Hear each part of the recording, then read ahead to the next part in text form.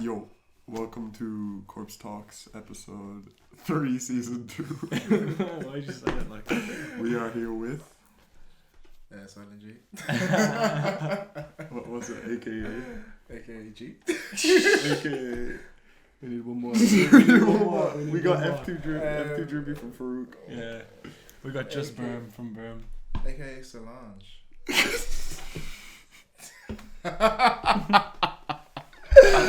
So for the people who didn't see for the people who didn't see the last Solange, episode. that's the way you pronounce Silent G with a bit of flair.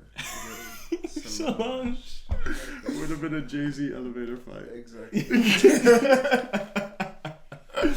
Alright, so for the people who didn't see the last one, introduce yourself. Yeah, I'm G. Again, it's always hard like talking about what I do. But I graphic design, DJ. I don't take pictures anymore, but I used to do photography. I'm a co-founder of 999 and N2P and Secure Studios, and I run some other small like Instagram businesses on the side as well. So, yeah. So since we last spoke, you've gotten way more into DJing, it seems. Yeah. What got you into that kind of... What got me into DJing? Am I supposed to look into the camera? No. Whatever you want to do. Yeah. What got me into DJing? I don't know. I've always wanted to like mix. I've always like heard a song and I've always felt like there's like two parts to it. I've always felt like I could mix something else or like switch up a vibe. And then on the second part, like clubbing in places other than Dublin, the experience is different. Mm-hmm. So like, I was fascinated by how like in the club, you could literally hear you could hear a song by Lancey Foe in the club. You know what I mean? First off, the taste levels are set much higher, so like you could hear an unreleased like Playboy Cardi track in the club. Yeah. Whereas that didn't happen here. Now, on the flip side as well, when you go to those clubs, they could play that type shit, but then switch it over to like some next shit, like an R&B song from the 90s, and everyone's having such a blessed time that everyone's still fucking with it. Yeah. Whereas like with here, it's just solely that. And if you want this, you go there, and if you want that, and everything's like real segregated. So that like whole like blending of different genres and still like holding the vibe really draw me to start DJing and mixing and whatnot. But yeah, that's really what I've been doing really. So do you prefer like club DJing or like event DJing? And how would your approach change between them, if you get me? Event, like I've only really DJed at events. I haven't DJed at a club yet. And again, me being me, I've said it already, like I feel like that's where I'm a bit different, because like even it doesn't matter where I'm at, like I'll play what the fuck I want to play. Yeah. You know what I mean? Like I remember I played this we did a woods party. Sorry guys. We did a woods party. I'm actually not gonna say when. The guys did a woods party. Everybody but me, you know what's Yeah, a couple years ago. 2019 exactly. Yeah, and like the fact that I could drop like a Bust Down Tatiana song that was like flipped into a what's that song? 10,000 Miles. Is that the name of this? What's it got like? Oh, if I could fall into. Oh shit! Yeah, Yeah, Christina Perri. Yeah. So I had a flip that had those two songs blended in. So the fact that like I would do that type of shit. So and I feel like it's not really, people don't really do that here. Or people want to but don't. So I wouldn't be able to say whether I'd really switch my approach, because like everywhere I go, I'll still DJ the same. If I want to play if I want to play techno, I'm gonna make you jam to techno. That's literally it. If I want to play R&B, we're gonna jam to R&B, and then halfway, maybe 5 minutes in, if I'm playing that, I'm gonna switch it up again. Like it's literally just the vibe that you want to create, essentially. So what makes you kind of choose what songs to flip, if you get me? I don't know, man. It's funny because like I used to, when I started, I used to like prepare everything that I was gonna play, and I would have practiced like mixing, because you obviously don't want, like, doing that, you're obviously risking a lot because you're blending different genres and people are gonna be like, what the fuck? But if it's done well, or if it's done to a standard where people can still dance to it, people won't even notice. People are like, oh man, I haven't heard this song in ages, and then oh, this is a current song now. So I would have practiced, but it's come to the stage where like I have everything on my USB now, and they're obviously split up into different vibes and whatnot, but I've been just freestyling, like literally, and it hasn't fucked me up too badly. But yeah, that's literally it. Yeah. Alright, sick. Kind of. So then, is it more so what you're feeling at the moment now than like 100%.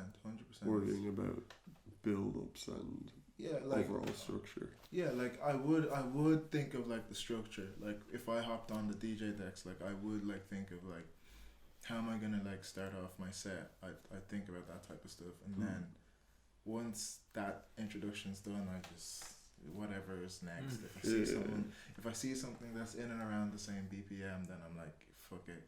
If I feel like it's the right vibe, then I'm like, fuck it. I wouldn't really think too much about it. And how do you kind of like, because we, like, me and him have both tried, I tried a little bit more, but like to kind of mix like that on the spot, I just can't do it for the life of me. Like literally, like we were in Pirate, we had like an extra hour booked the one time we were in Pirate, and we're like, yeah, we'll mess around and just see if we can do this. And I was just like, I was sitting down, and everything was just, all the changes are just so clunky. Like it's like even if it's like same BPM, like just so clunky. Like how, like, is it literally just like practicing over and over again, and then kind of like getting the feel for it, like something like photography or something like making videos? Like after a while, you kind of just understand how certain stuff works.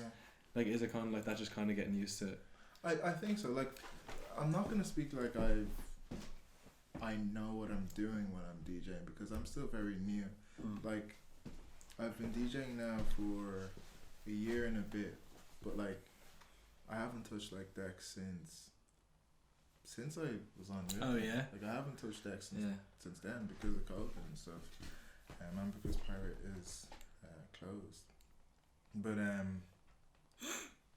I feel like it is like getting a feel of things. Like it took a while for me to understand how to use CDJs. I never watched the video. You know, I had a controller at home that my mom bought me for my birthday, and then I just kind of just like twisted this around and saw that worked. And I did something, and then I just figured it all out. And then I brought that knowledge to the CDJs, and then I just did it. I don't. Yeah, it's more so you just feeling the vibe. Yeah. Whatever you're feeling. I guess it's kind of the same as, you know, like I was saying, the same as photography. I'm making, like, even like when you're doing, like, using Photoshop or something like that, like after a while it's just a tool to kind of do something. So I guess after a while you kind of just get used to the same as everything else. Exactly. Yeah, that's mad, because it literally seems like when I try and do it, because it seems like, especially from an outside perspective, like, the DJ is just playing songs. Like obviously something like that. Maybe there are some DJs who just play songs, but for people who are mixing, it's obviously a very different thing. But like from an outside perspective, you're just like, oh yeah, the DJ's just playing songs, and you sit there and you go and try and do it, and you're just like, you're like, I wouldn't play that. And then when you go through it, it sounds like in DJing, it's much more about kind of like flipping and combining things. Yeah. Would you say that your approach to fashion then is similar? Would you say that it's more so about creating from scratch, if you get me? With fashion, like it's kind of a weird one, because constantly working on my own projects for like Secure, like it's taken a while because I'm not like, I don't really wanna rush it. And but with like fashion on that front, I'm not like that at all. It's everything's like strategic, everything's like everything's planned. Like I have like, I don't know, I have like how would I put it? Basically, like when I started out, I had like this page where I put 20 words on what I want my brand to represent, for example. And after you have your 20 words, you write down answers. So you act as if those 20 words that represent it are questions.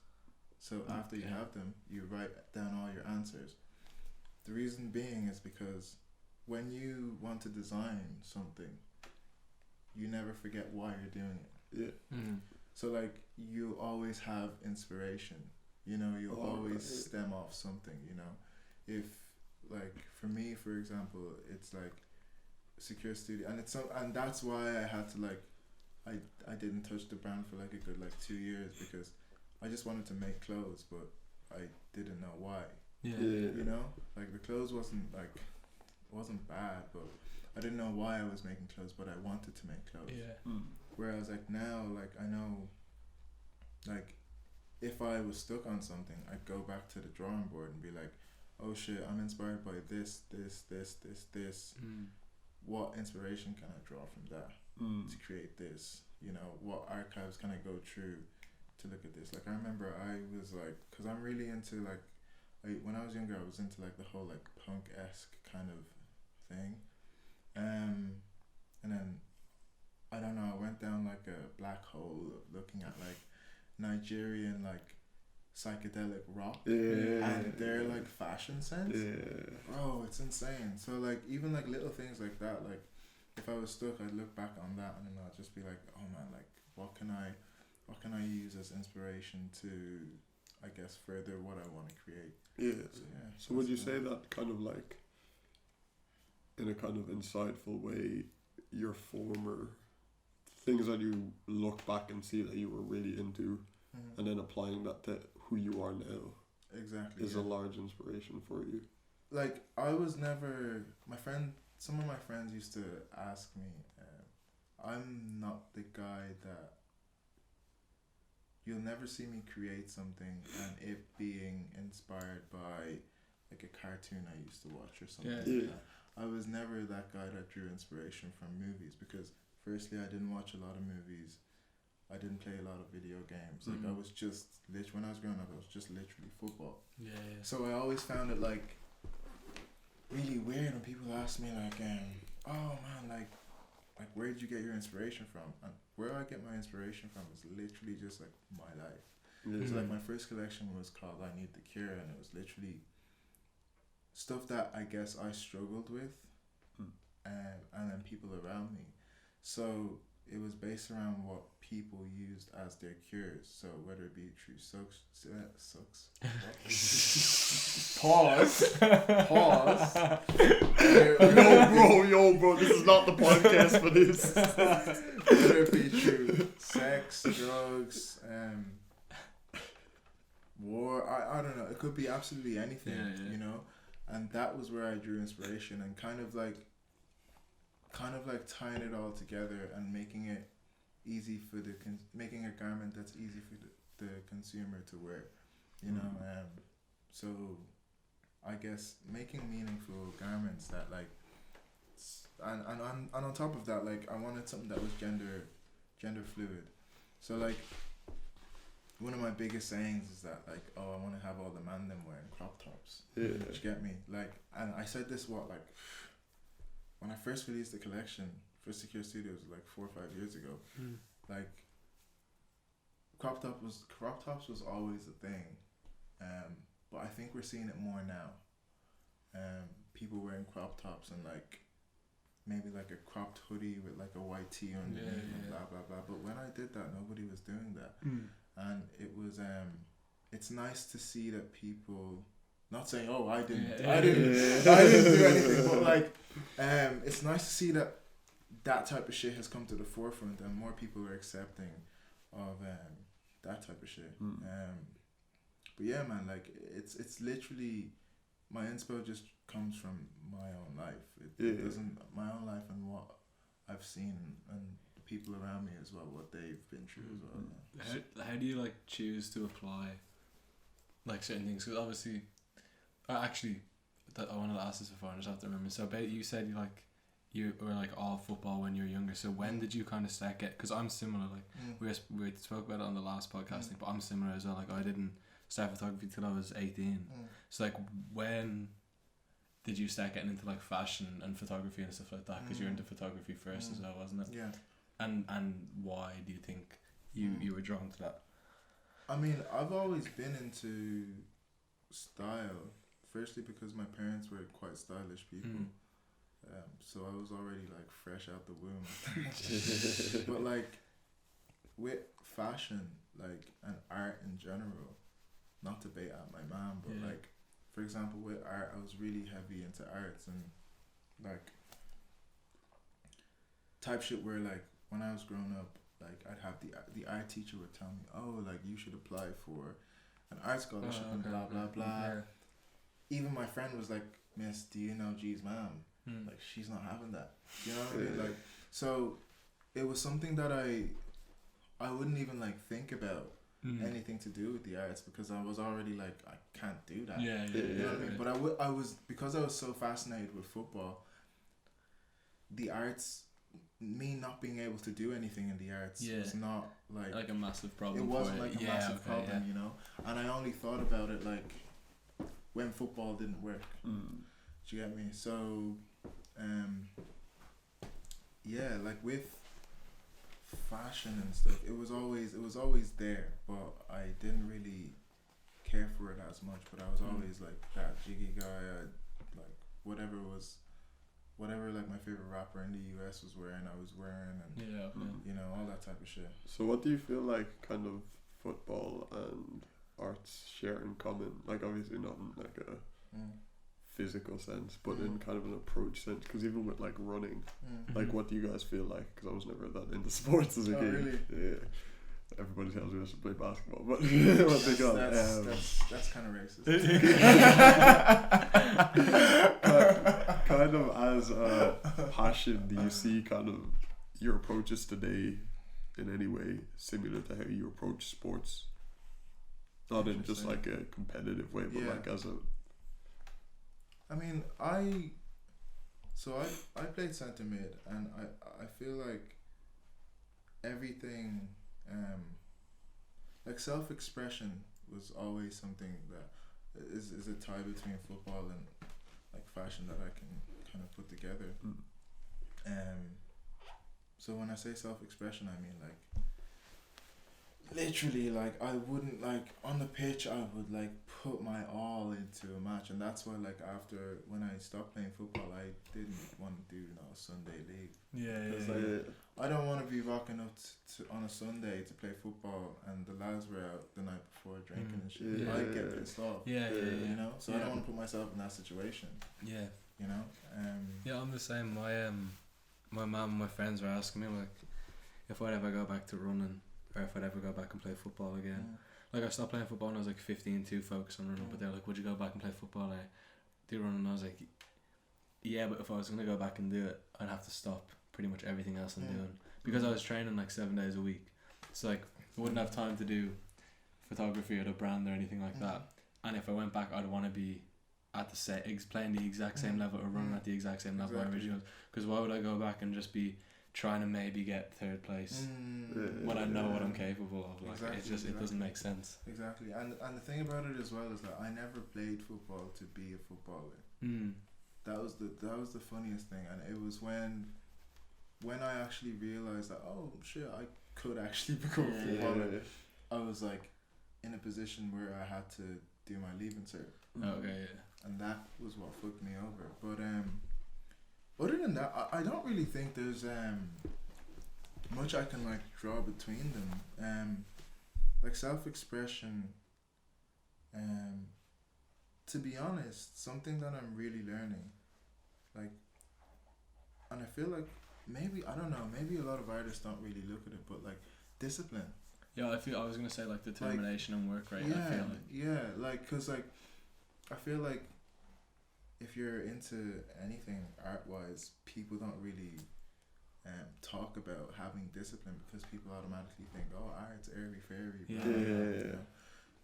Go with the flow type shit. But like that is something that really fucks you over, and that ties into what we were talking about earlier with the consistency. Yeah, yeah. You know what I mean? Like the discipline to be able to be like, okay, I'm gonna do a drop every 1, 2, 3 months. Mm-hmm. Okay, I'm gonna stick to this. I'm gonna, shoot this person. I'm not gonna like downplay my idea. Yeah. I'm gonna, Because every drop also needs to like, if you're gonna actually try and run like a brand, and turn it into a business and turn it into like actually making something out of it, like.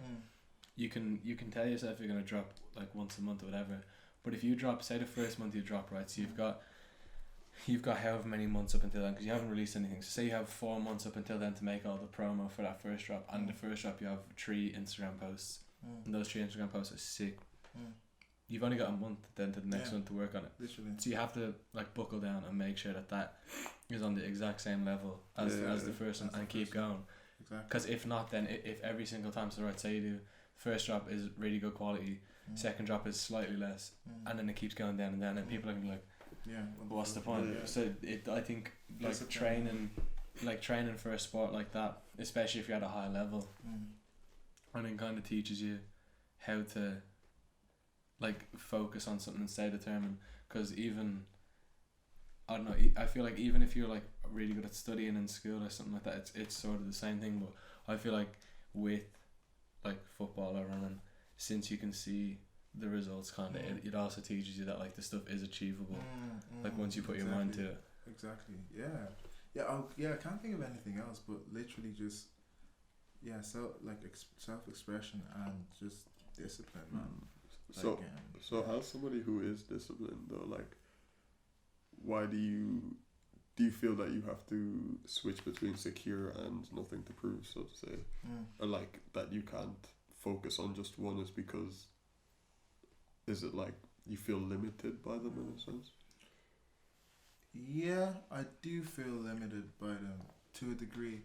Like with nothing to prove is something that like I get satisfaction from making a graphic and releasing shit. I like the feeling of like having something out there, and like I like streetwear, and I don't really give a fuck about the negative connotation that it has, because like when streetwear brands, a lot of people were calling them fashion brands and fashion elitists. We're like, no, they're not fashion brands, they're streetwear brands. Yeah. And I was one of those people that at first I wasn't with it, and then I fell into that trap. But yeah, like with Secure Studios, because like I am a perfectionist and I have like my plan for it. I wanted something that I'll be able to like release, and it's like I get that dopamine rush. When I release like clothes for 999 or N2P, or if I release like merch for some of my other like little businesses that I do on the side, like I get a dopamine rush because I've been working on something and I'm putting it out. And with Secure, because I'm working on something for so long, and not that I want it to be perfect, but I don't want to downsize my idea at all. So like with Secure, I want to work with the photographer I want to work with. I want to work with if there's anything like art directing wise, like I want to work with that art director. And there's no two ways about it. If it takes me 2-3 years to do that, that's that. Once I finish the garments and I want to release like a photo shoot for it, the people that I have in mind are the only people that I'm going to get to do it. So that's where the line kind of differs. Plus, like, I just want something that's like fun, man, because Secure Studios, like, it is quite like it is quite depressing. Yeah. Like, cause it's like, that's my what's the word for it? That's my outlet for more so negative things.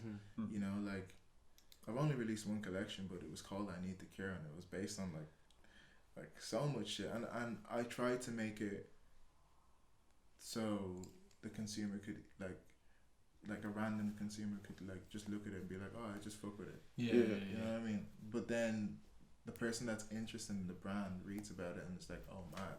That's why this is like that. And da da da da da. But yeah, man, I do feel limited, but not a lot, but like a tiny bit, and that's why they're kind of, you know. So do they serve as kind of then a counterbalance for each other almost? Essentially, yeah. Kind of, Essentially, yeah.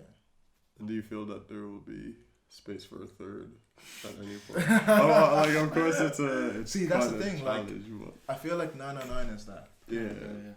You know, like 909, as we were talking about before, like that's the art collective. So I do want to have like art exhibitions. I do want to like do like pop-up shops, but like properly like curate the space of the pop-up shop. I do want to like make like billboards in Dublin and like just do some random shit, you know? And that's that outlet for 909. That's that kind of like outlet where it has nothing really to do with clothes. And if we do make clothes, it's merch. You know, just to support the actual business. That's probably the third little outlet there. So what is the, not to say of course because it would be like kind of choosing between your children, but if you were to be kind of remembered by one. Mad, damn. If I was to be remembered by one, it would definitely have to be 909. Because 909 isn't about me. Like the main goal for 909 is like to essentially see if we can grow something here. You know, if the potential that we see in this place, if we can actually bring that into fruition, you know, like I've always said it to the lads, like that's 10 years from now, the way man are speaking about like Wiley and all those people about with like their genre of music, the way they're speaking about them now is the way I want people to speak about the boys in 909 20 years from now. Do you get me? It's not about it's the mission is deeper with that, you know. Whereas with like Secure Studios, oh man, I'd love for that to be sick. N2P, I'd love for that to be sick as well. But like with 909, it's something that's bigger than me, to be honest. It's more to have an impact. Exactly. You know what I mean? Like that's something that like is gonna affect way more people than like clothes. You know what I mean? Yeah, it's like the clothes are like especially Secure, it seems like an outlet for you. Yeah, literally. And like, I get the same thing with like stuff that I make, like sort of an outlet for how you're feeling and sort of like a therapy thing almost. Oh bro, literally. And then 999 is like like to kind of make sure that other people can also do that same thing.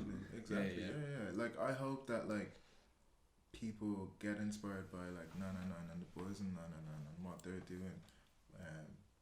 And I hope that through some of our events people can come through and meet other people and, you know, interact and engage with other people. Well, that's what happened with me, like when I like that's how I met you, like the first 999 event. Like I was like, because I didn't know any of you and I was still like, I think I'd been doing photography maybe like half a year at that stage, and I was like I was still in school and I was like, I followed you guys and I was like, yeah, let me come down and see what it's all about. Like it was the Rhinestone workshop thing, and then and then I bought like the hoodie and I was talking to you for like 15 or 20 minutes of photography and everything, and then I left, and then from there like I don't know when the next time I met you after that was, but like it was sick to kind of have like be able to like interact with these people that you see on Instagram that you see are doing cool stuff, and then the tram line incident.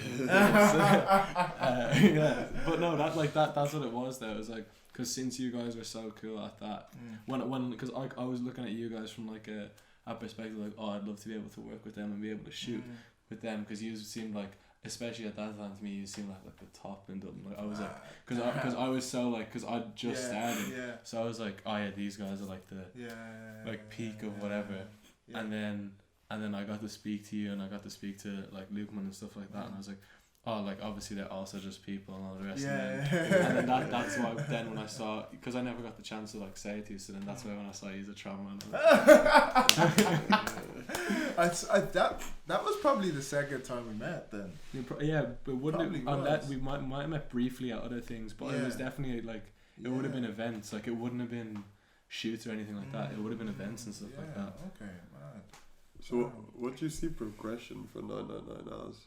Like in kind of an idealistic, if you got to choose yourself. What? I mean, like, as in like the end goal, or as in like. Not even an end goal. As in like checkpoints. Yeah, kind of like, in terms of what you guys have done so far. What's mattered the most to you?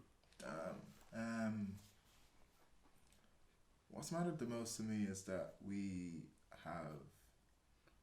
I always talk about it, the lobby, man.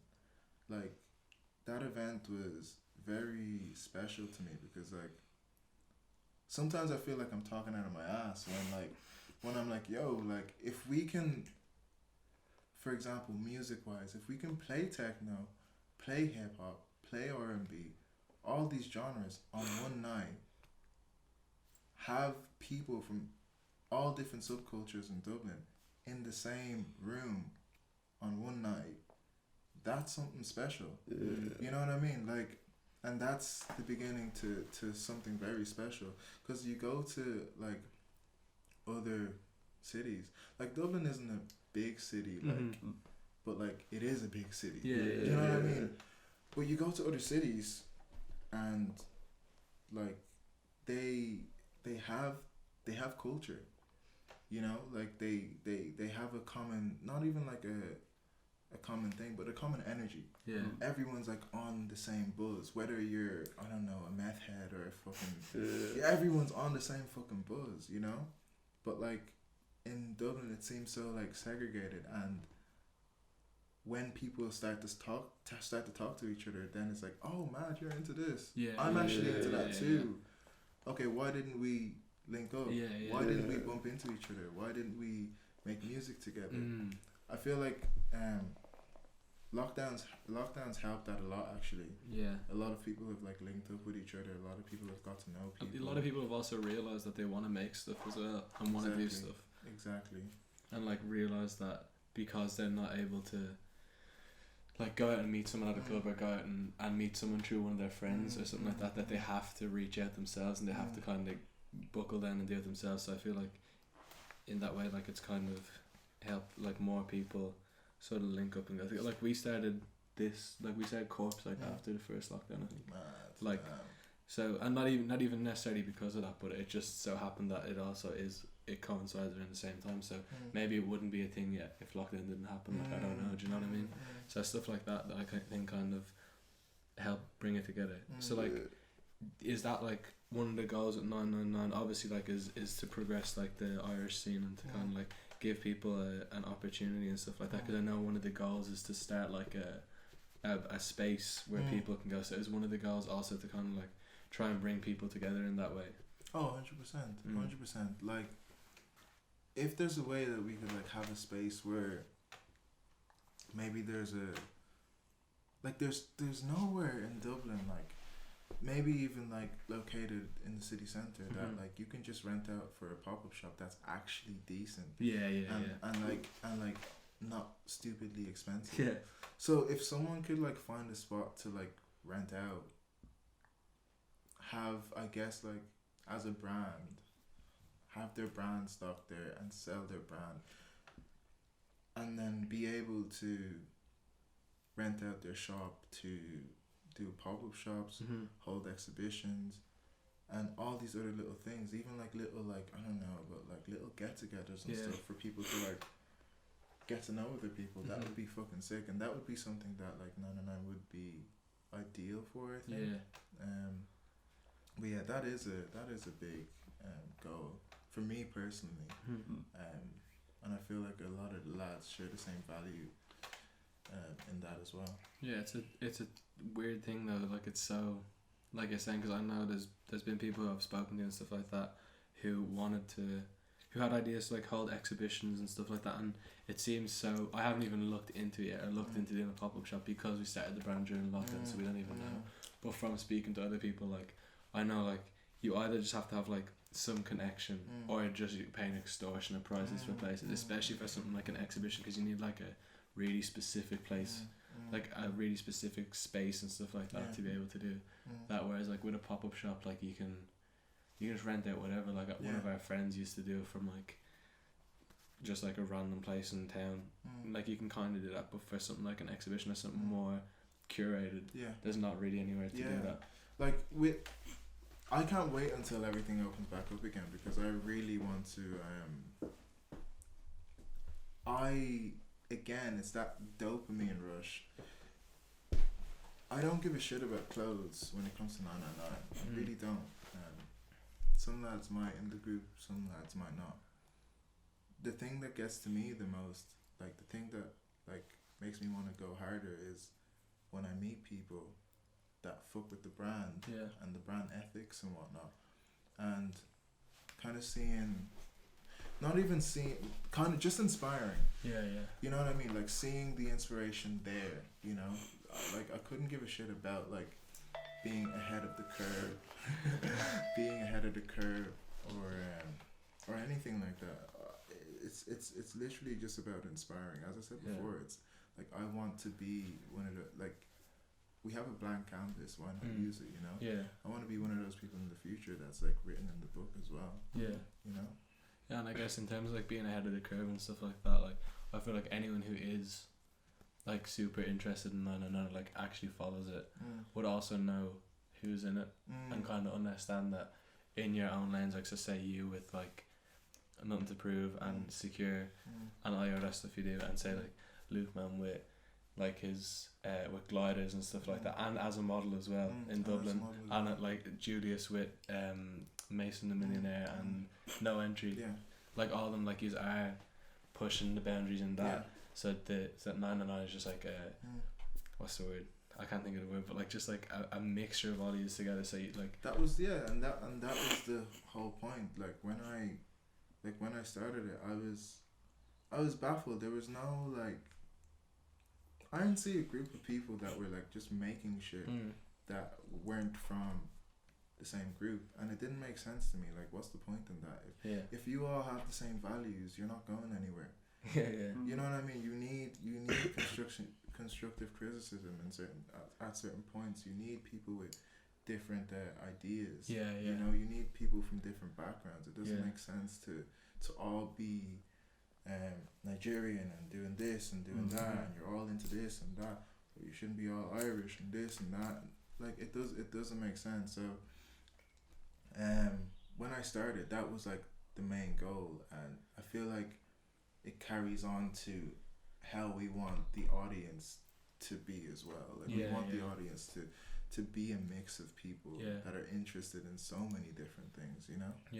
And do you see, I haven't got the only event I think I've got to go to is that first pop-up, because I was in work for the lobby and then the other stuff. But like at the events and stuff like that, do you kind of see that happening already, like that sort of mixture of people? It's mad. It's weird.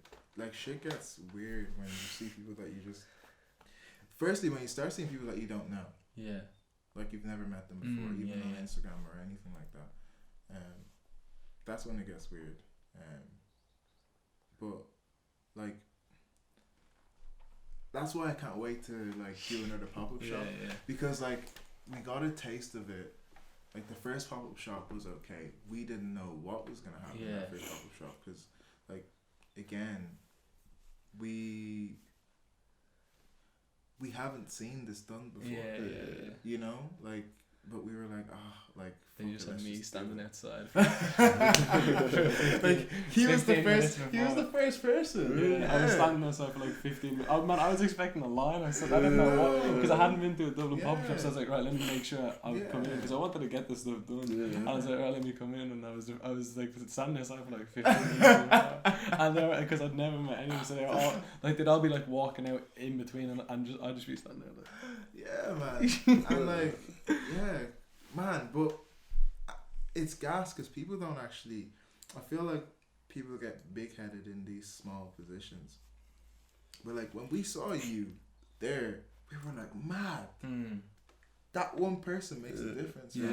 Because we've never done that before, so we were like, man, like what, like, how is it gonna go? Like it went really well, but like, how's it gonna go? Like what are we gonna do? And we saw this lad outside, and we were like, there's someone already here. We were like, what?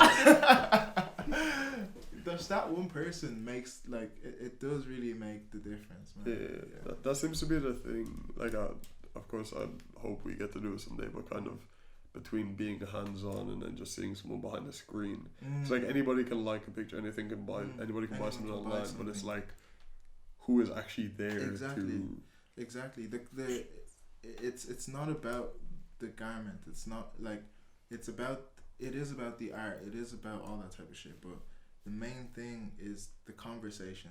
Yeah. The conversation between, like, I wouldn't even call them consumers. Like, because we're doing our thing, so we can elevate and all do our thing. You know what I mean? Like, so we can create a space where we can all do our thing, but mix as well. Yeah.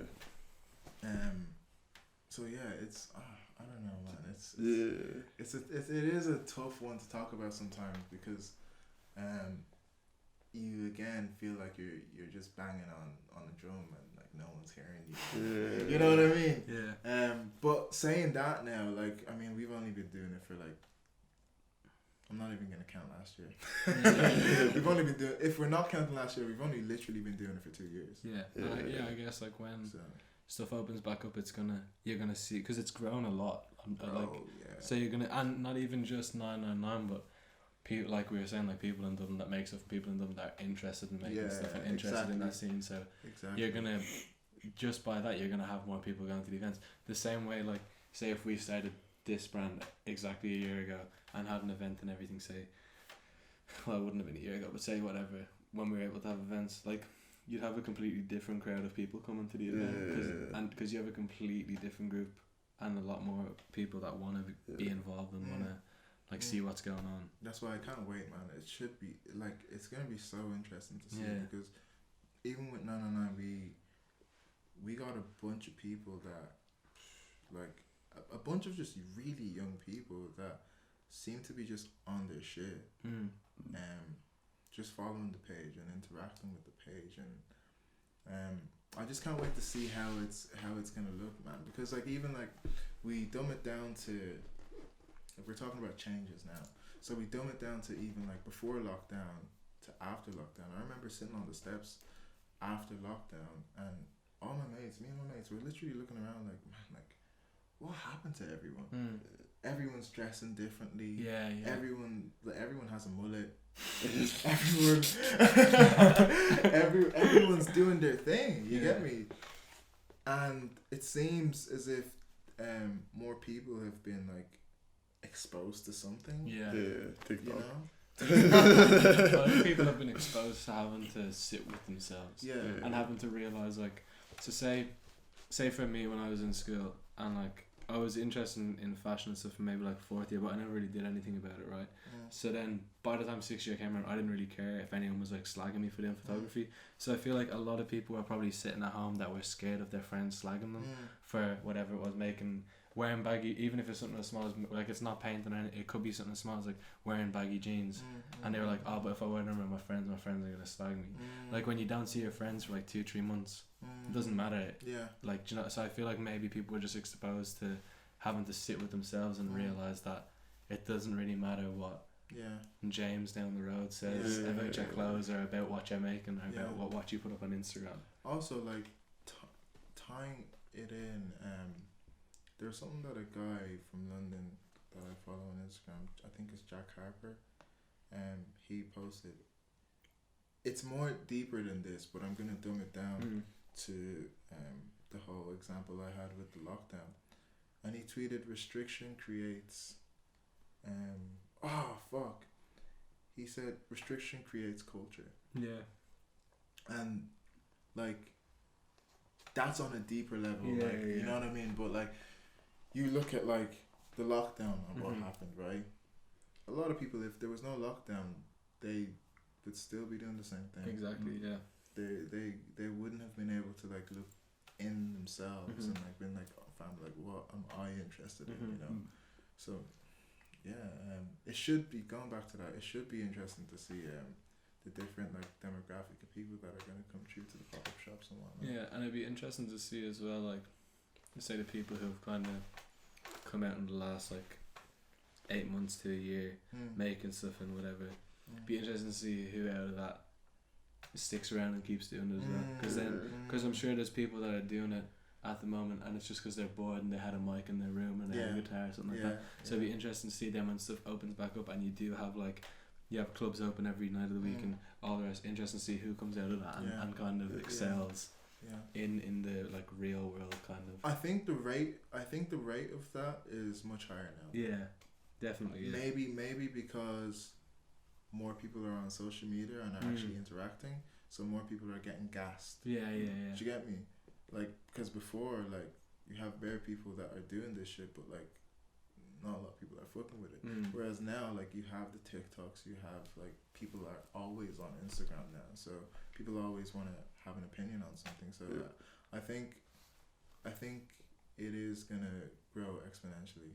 Yeah, no, it's a good thing though. Like, it's weird because even for myself during the lockdown and stuff like that, I'm sure same with you. Like, I had so many like ideas and stuff just pouring in, and like, it's weird because we were talking about it on the last podcast, I think, actually, about sort of like not beating yourself up when you don't have that many ideas, and kind of how towards the end of the lockdown or towards like later stages of the lockdown, it was kind of hard to have this like influx of ideas or like a flow of ideas because there's not any like stimulus for you to pull from like, because like a lot of my stuff I make is like to do with kind of like how I'm feeling, like what's going on around me, so it was kind of weird to pull from that, I guess, or like try and pull from like what's around you when all you have around you is like your 4-bedroom walls.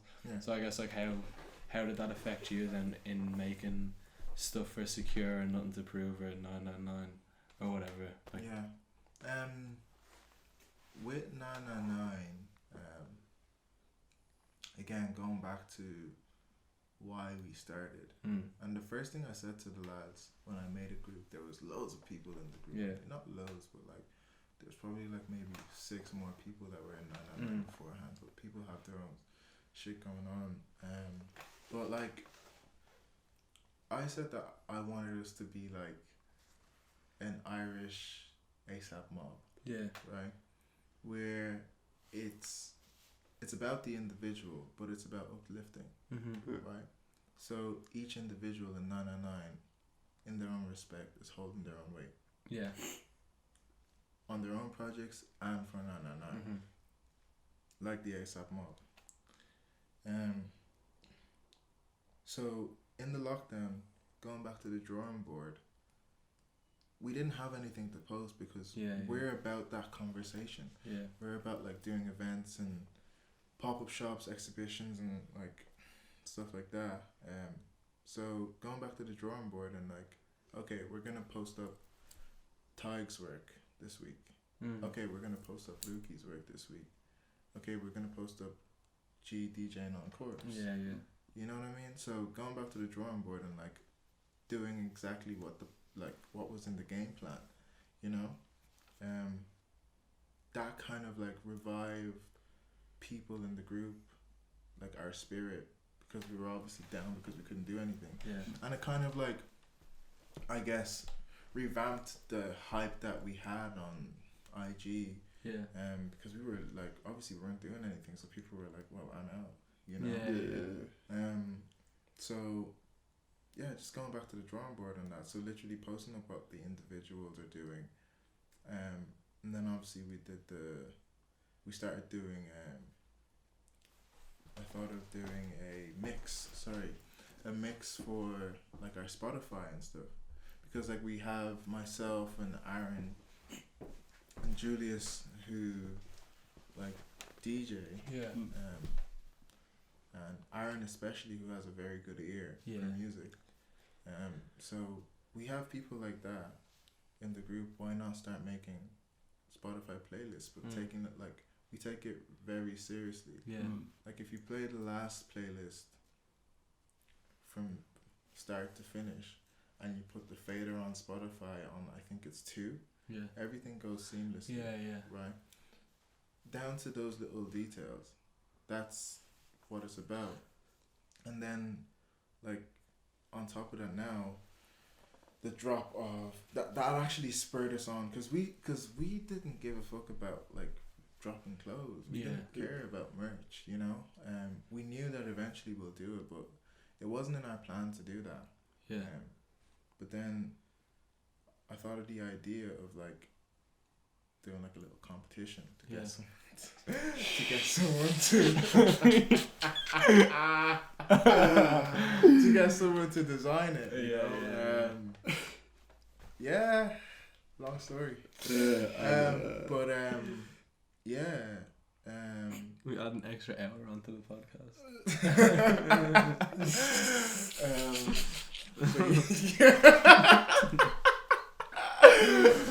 But yeah, like it was that kind of being in that space in my room. I was like, fam, like, okay, this might be the perfect time to actually do the merch. The first hat does really well, second hat does really well, third hat does really well. We're like, okay, cool, I guess the people want it. You know what I mean? So then that started. So it was the merch, the playlists, the the individuals' art forms. I'm pretty sure I'm forgetting something as well, but yeah, man, it like those are the things that happened to me where I was like, it is great when you have your back against the wall and you're like, fuck, okay, what am I gonna do? Those are the best circumstances. With N2P as well, it was the same thing where it's like, okay, fam, so what do I actually want to do with this? Like, okay, I'm gonna do a drop now. I'm gonna do another drop. And then with Secure, because it's an ongoing project, it's like, and a lot of money is going into it. It's like, that's just literally my baby. I'm just literally taking my time with it. I'm not really gonna rush, because I was talking to one of my mates. I was like, I might not even be releasing clothes with Secure Studios. It might just literally be a thing of me showcasing. Making it, showcasing it, wearing it. Like that's just like one-on-one pieces. Just like literally one-on-one pieces for myself. It's like, again, I don't give a shit really about selling shit to people. You know? And then and there lies my whole spiel on, what's that term people use when sustainability. Sustainability does not just mean that you are, I guess, taking care of the environment. Sustainability also means that you have the consumer's mind in your mind too. You know, like no one needs another T-shirt regardless it's organic cotton or not. You know what I mean? It's about the conversation again. So it's more so about value than just like material value. Exactly. That's like, and that's literally what it's about. So that's why, like, again, going back to the 4 walls in your bedroom thing that you're talking about, with Secure Studios, that's where I'm at. Where I figured out, oh, this is what I want to do, and I don't really give a shit about selling. Because I want to make clothes for me, and I want to be able to express my artwork, but like through clothes. Kind of in your artwork through clothes. It's like, it's very personal to you, of course. And you were mentioning earlier about asking questions in yourself and putting that onto a piece. Do you feel that you find answers through that on reflection, or do you feel like you find the answer and then put it onto it? That's interesting. Damn. Damn. Fuck, man. That's a mad question. I don't know, man. Like, again, I'm a realist. Like, I don't think there's a definitive answer for anything. Mm-hmm. You know, there is what we might think is right and what we might think is wrong. Again, like, some people will say, no, what's wrong is wrong and what's right is right, but it's circumstantial, yeah. Exactly. Yeah.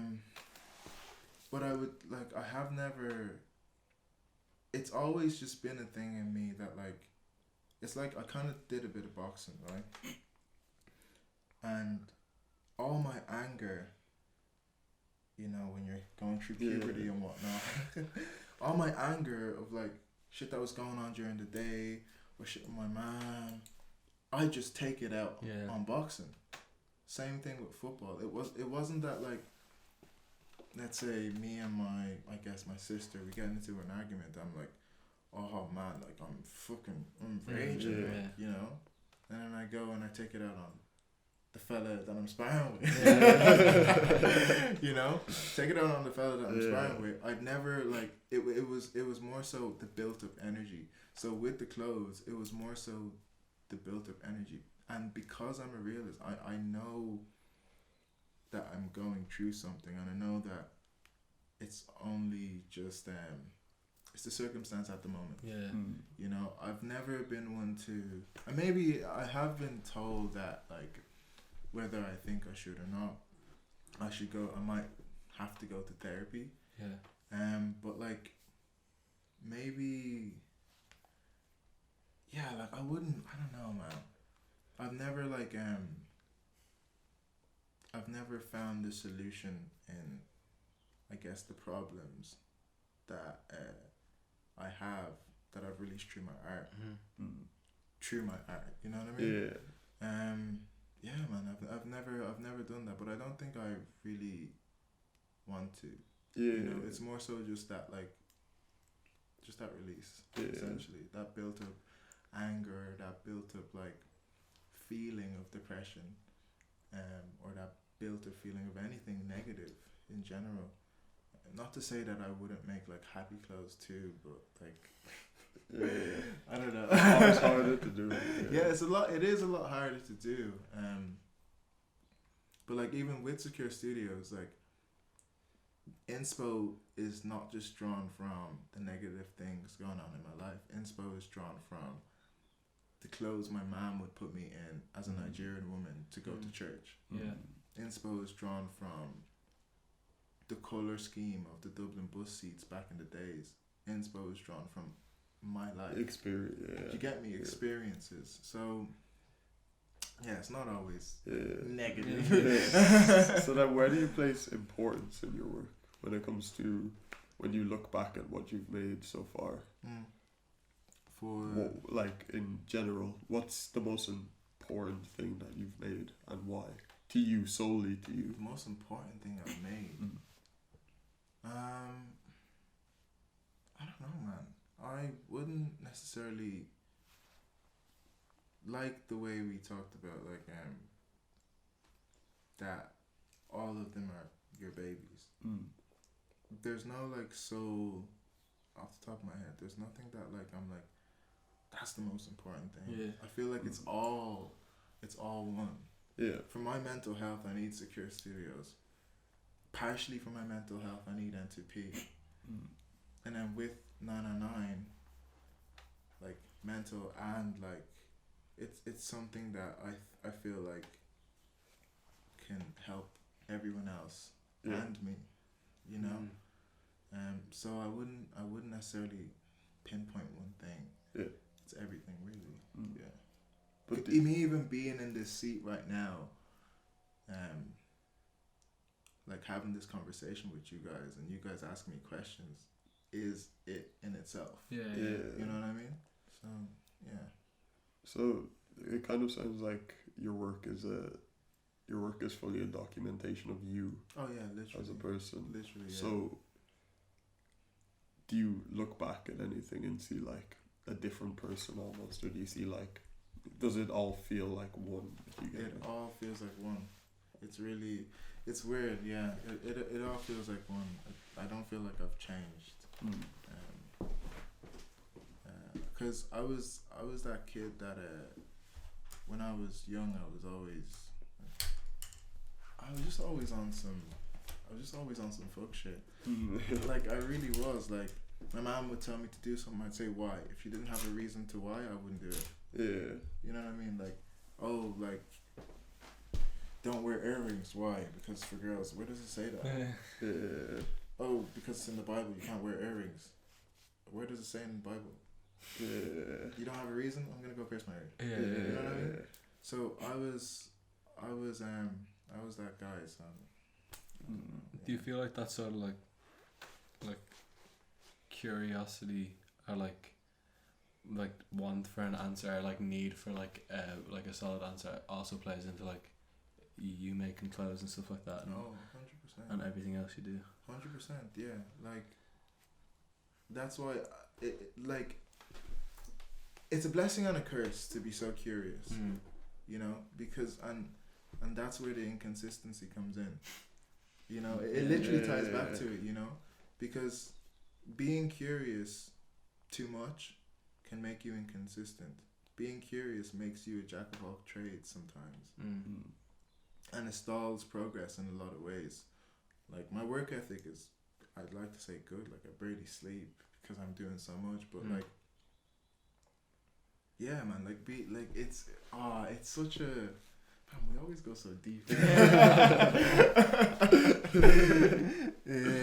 Well, what were we talking about again?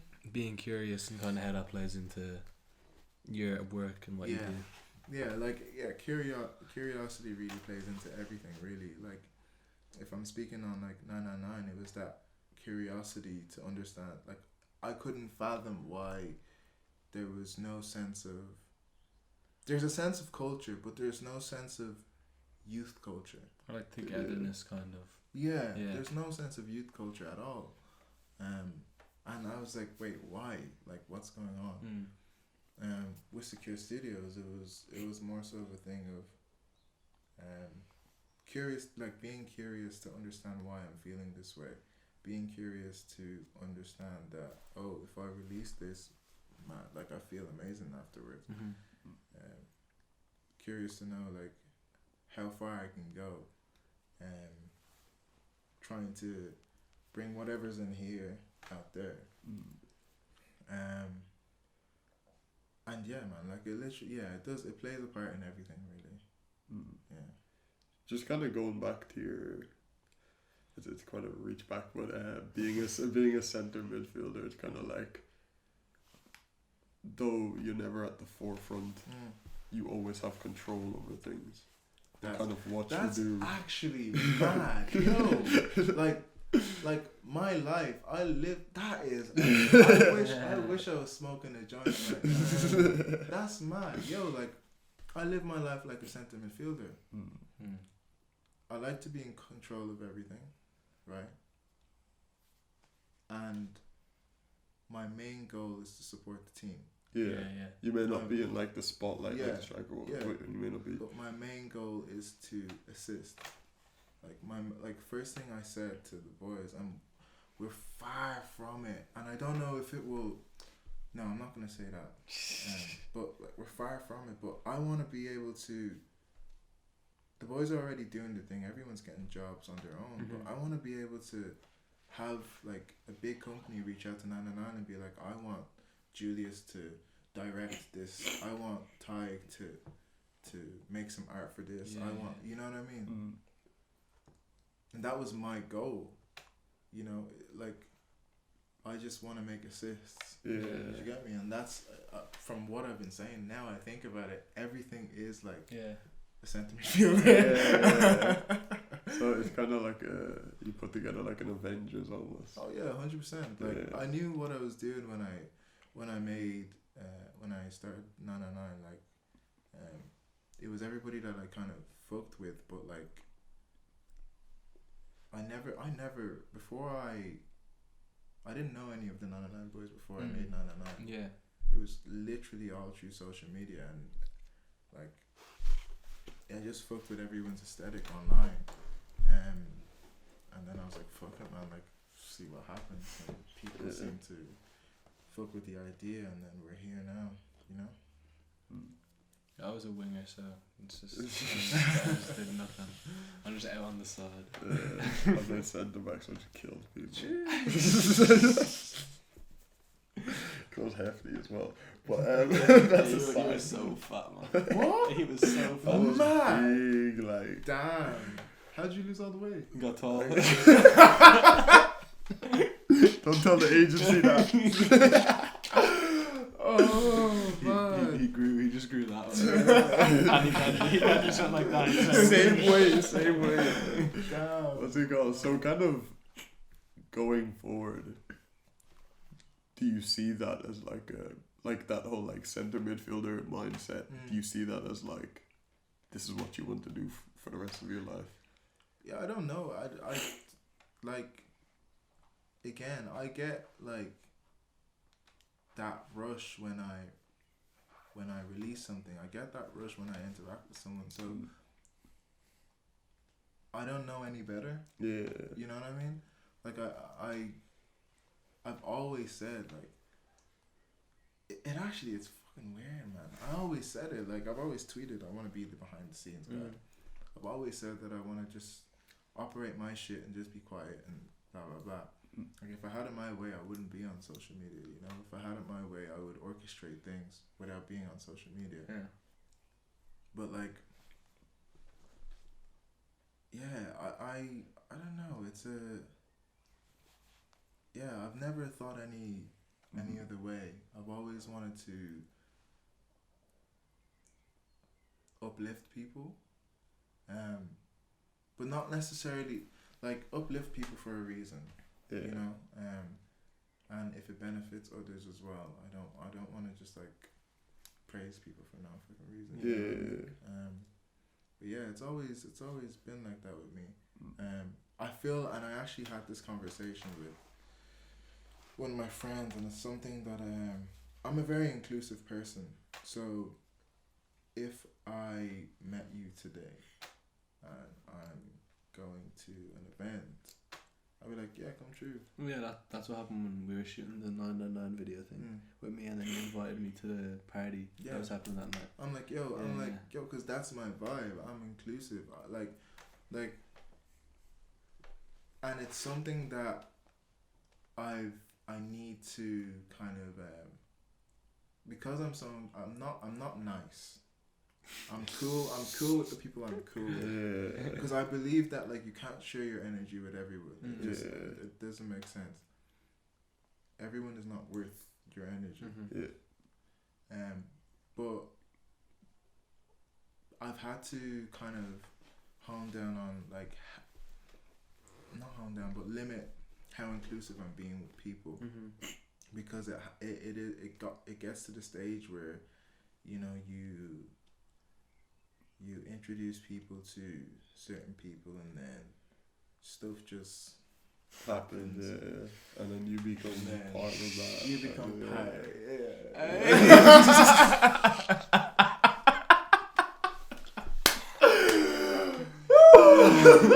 Oh my god.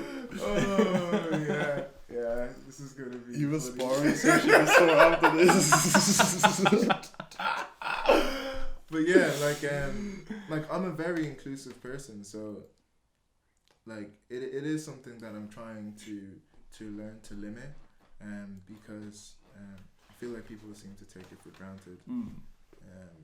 Like, I don't have to be nice. I feel like the world operates if people are nice. And it's something that, like, I guess people don't expect from me, because, like, when I first came back to Dublin, man, I was wearing sunglasses like everywhere, and people thought I was a dick, you know, because I just, firstly, I won't talk to you if I don't know you.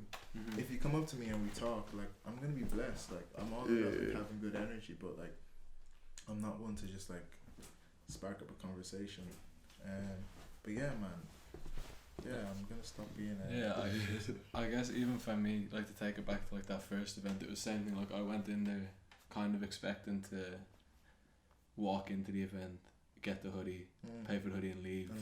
and then I went in, and then you were speaking to me for ages, like a good like 20 minutes, I'd say, like about my photography and everything, and I was just like, oh, like they're actually interested in what I do as well. Do you know what I mean? And I wasn't expecting that, and then he's had like, I don't know if he's had a sponsorship or he's just bought drinks for that or whatever. But you were like, oh, do you want to stay and drink? And I was like, but fam, like that's the vibe, man. Like that, like you go to other cities and like, of course, because it's been going on for so long, people are now taking advantage of it. Yeah. But like in a lot of cities, that vibe is still there. That vibe of inclusivity.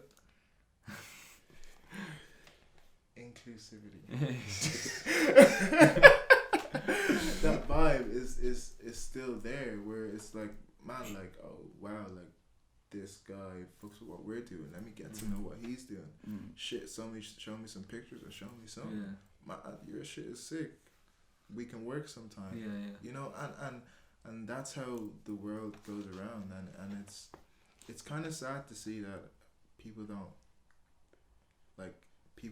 deep that until they get fucked over, you know. What was I was gonna ask them? Oh yeah, I've got this question that I've been getting like quite a bit recently. I think you're getting it a bit as well, but like sort of like people asking like, what is the end goal for Korpse? What's the end goal with photography? Do you have like an end goal with? Obviously, like we know, like the goal for 909 is to like inspire and hopefully have like a space and stuff like that. But say with Nothing to Prove or with Secure or with any of the other stuff you do you have like an end goal, or do you find that it's? Because I find that it's always kind of like morphing and changing, and it's kind of fluid. Like, so do you have like an end goal where you're like, okay, when I get to this, I know. I mean, even with 999, like the space thing wouldn't be the end goal. Yeah. You know, but like. There's something tangible there, kind of. There's something tangible there where, like you said, it's gonna grow with you. Yeah. I don't know what it's gonna be, but I feel like it's gonna still be the same thing, but it's gonna grow. With Secure, I don't know that it could. Like Secure Studios is a weird one, man, because like the goal is to finally drop again. Exactly. Like with Secure Studios, like if I could get to the stage where buyers want to buy my pieces, cool, but I said it to Passy like maybe 2 years ago, like if I was actually selling Secure Studios pieces and I get to the point where I've finished telling my story through garments, I'm gonna stop the brand. You know what I mean? That's how I feel about Secure Studios, but at the same time with Secure Studios, because it is my story and because it's my form of expression, I could pick up a paintbrush and learn how to paint, and this could now be Secure Studios. So like what you said, it's gonna morph, it's gonna grow, it's gonna change. I feel like people that have an end goal in these sectors of art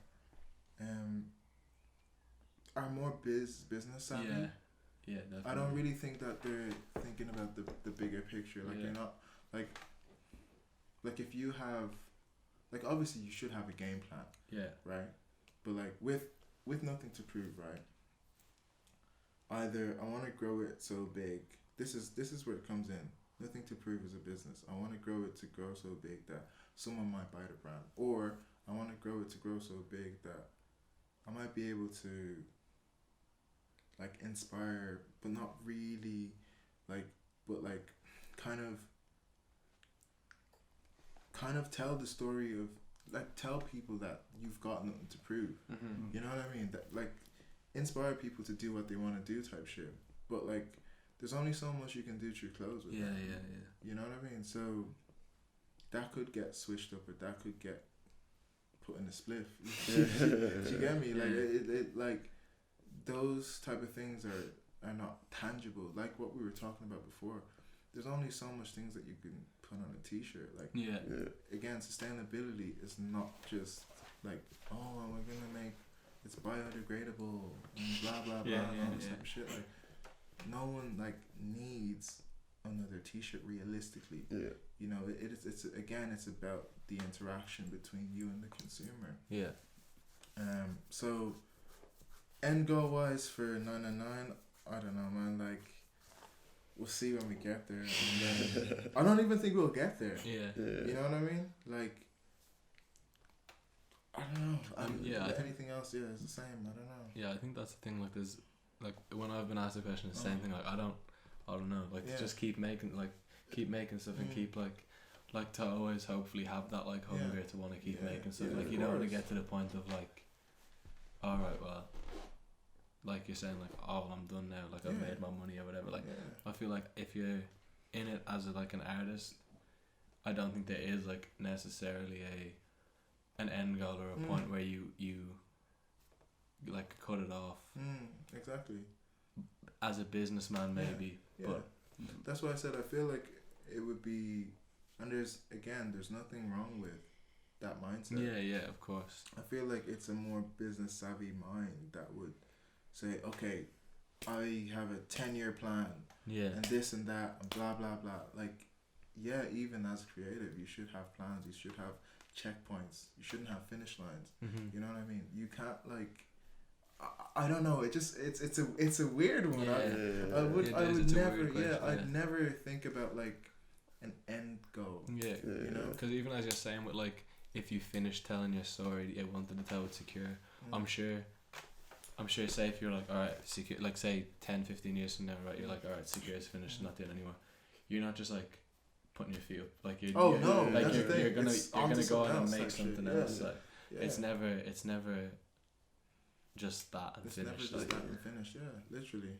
Just with Secure, actually, considering that's kind of like your fine art pieces, it's like the things that are genuinely you, and you have all these stories to tell. Sorry. Since you don't have to rely on it, say, for money because like nothing to prove on your other means, why do you choose to still share the stories? I mean, firstly, I want to wear clothes that I've made. Firstly. Secondly, again, it's just that like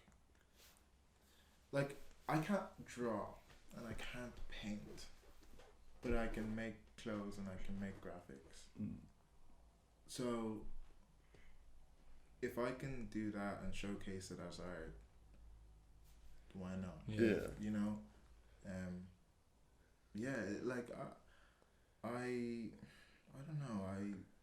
That would literally just be it. No, but kind of what in you makes you want to showcase it, rather than just like of course there's a boost for making money, but like as a non-business, making one of ones just for yourself, what makes you want to show other people? Okay, for example, right, remember the 20 words that I was talking about?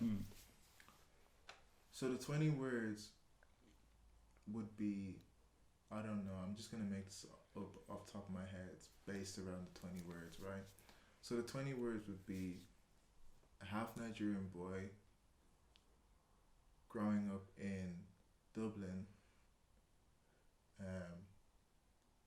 going to church, struggling like with family on certain things, struggling with depression and certain mental health issues. What else? Football. So being inspired by how kits look and the colorways and all that type of stuff. All these little things haven't been done before. Right? And that's what I'm inspired by. I'm inspired by showcasing things that haven't been essentially done before. That's where the curiosity comes in. Because there's nobody out there that is telling it my story. There's nobody out there that is gonna make a skirt out of African attire but has like an Irish has Irish inspiration in it. You know what I mean? No one's gonna tell that story. So why not make it, showcase it? The world now knows that this is here. It's possible. Like, it's possible. Right. There's this guy that, lives in Dublin. He's black. He's like half Nigerian, he's doing this, he's doing that, blah blah blah, and this is his story. Because like if you do you, it's gonna be different and it's gonna draw attraction. It's gonna be inspiring, you know. And then how much of that is? How much do you value people from the outside being interested, and then people just like you, like growing up, say, if you could show your own work to you, say 10 years ago, how much of it, like how important is it that people with similar stories so you can see it and be like, there's acceptance for this, if you get me. Mad, yeah, it's very, very important, man.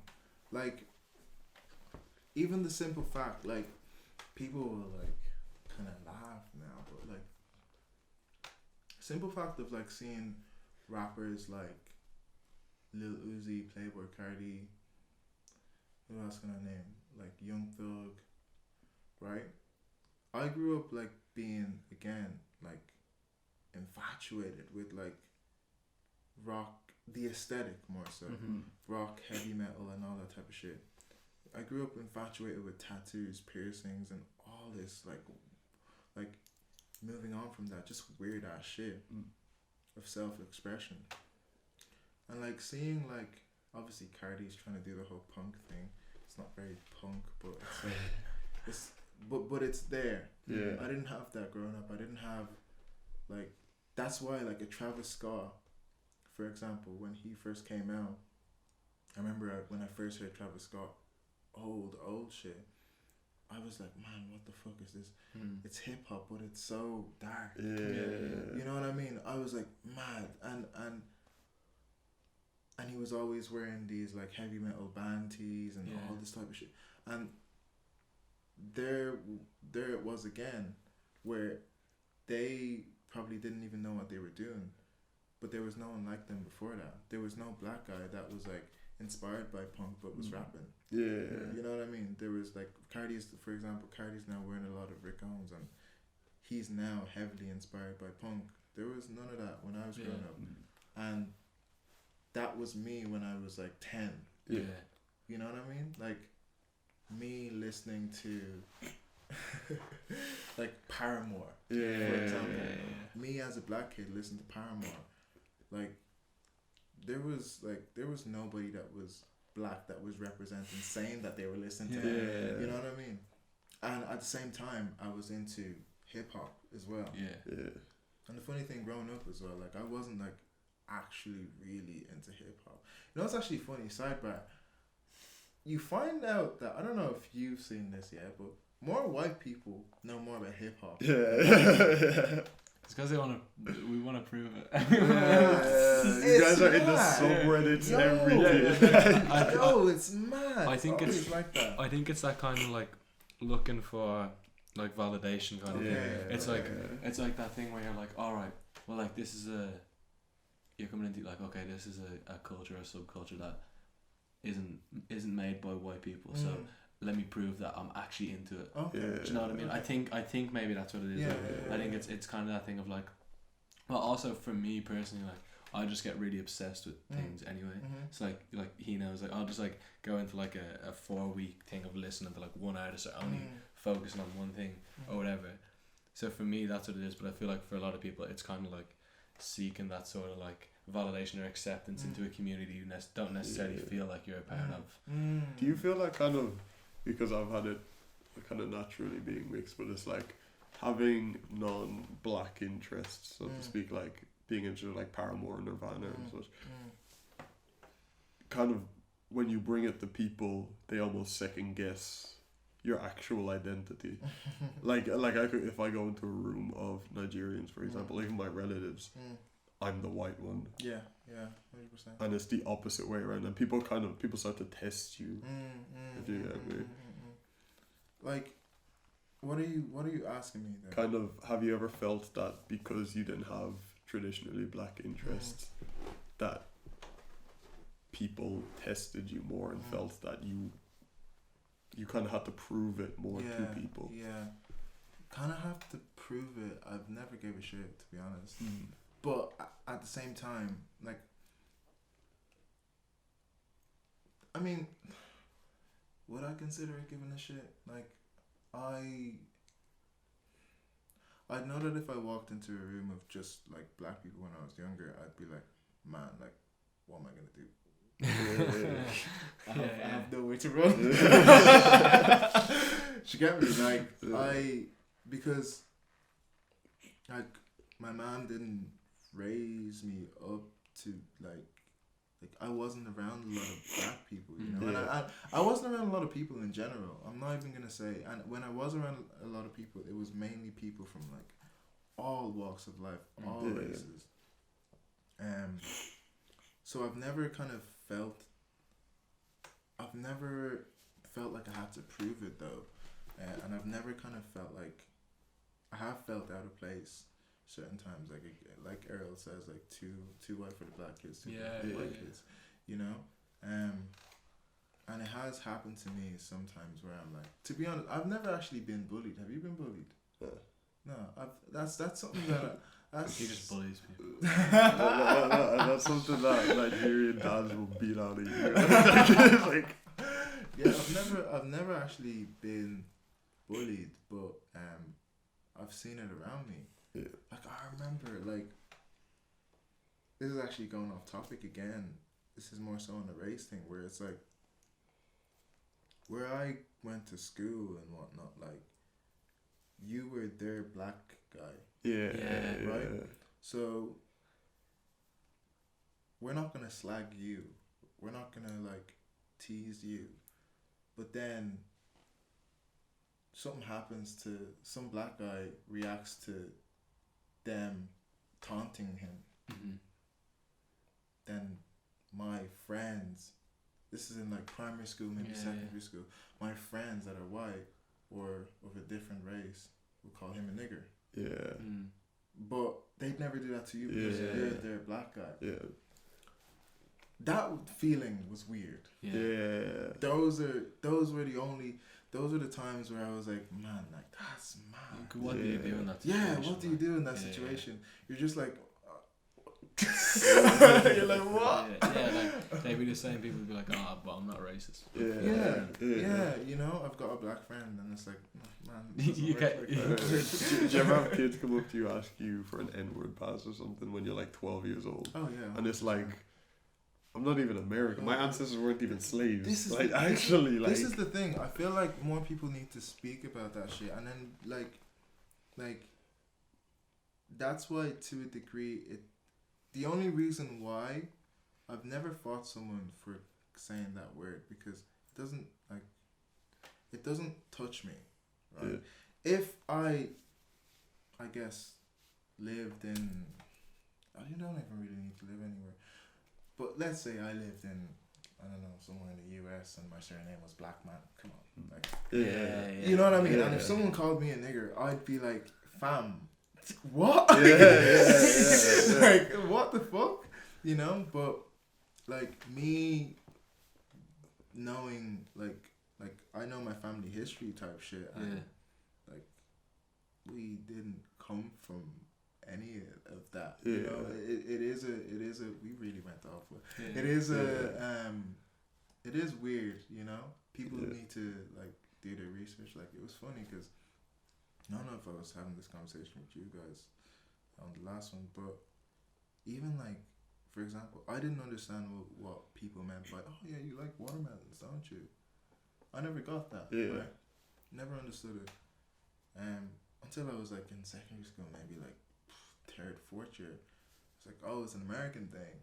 It's like Americans not popularized, but it's something to do with the slaves and whatnot. They ate watermelons and like the whole chicken thing and the whole like black people can't swim thing, and like it's gas because black people as a whole have been put into this subcategory of like what African Americans. Yeah, it's just one black identity. Yeah, like, you know, it's just one black identity, and I find it funny. It's funny.